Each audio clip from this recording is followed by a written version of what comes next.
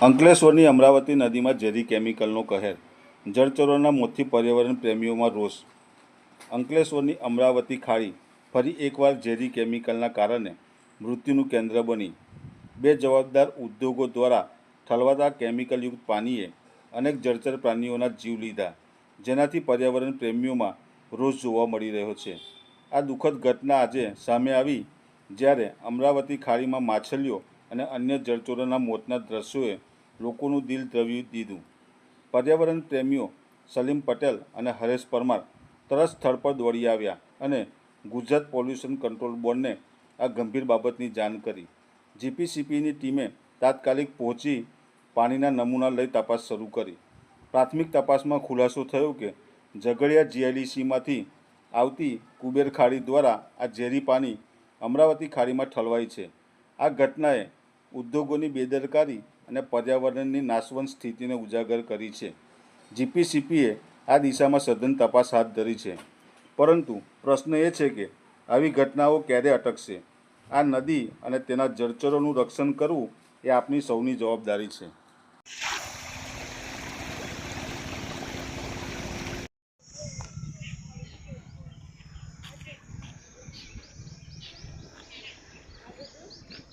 સવા 9 વાગ્યાના અરસામાં પ્રકૃતિ સુરક્ષા મંડળથી ફોન આવ્યો કે આજે ઉછાલી ખાડીની અંદર માછલા અસંખ્ય લાખોની સંખ્યામાં મરેલા મૃતપાય જોવા મળેલ છે. તો આપ સર્વે ત્યાં ટીમ ત્યાં પધારો. તો અમને એમ કે અમારું સી પમ્પિંગ સ્ટેશન ઓવરફ્લો થઈ ગયું છે, કદાચ રાત્રે વરસાદ પડે છે એવી કોઈ સંભાવના નહોતી. સૌથી પહેલા અમે અમારા સી પમ્પિંગ સ્ટેશન પર ચેક કર્યું, કોઈ પણ જાતનું ઓવરફ્લો ફાઇન્ડ આઉટ થયું નહોતું. જેથી અમે પાછા ત્યાં ગયા, એમને ફોન કર્યો કે આવું શક્ય નથી, તો કે નહીં તમે આવો. એટલે અમે અમારી ટીમ એસોસિએશનના 4-5 પ્રતિનિધિઓ, બીઓએમના ચેરમેન શ્રી અમુલકભાઈ સાથે ત્યાં સ્થળ પર ગયા અને જોયું કે ત્યાં માછલા ખરેખર મૃતપાય હાલતમાં હતા.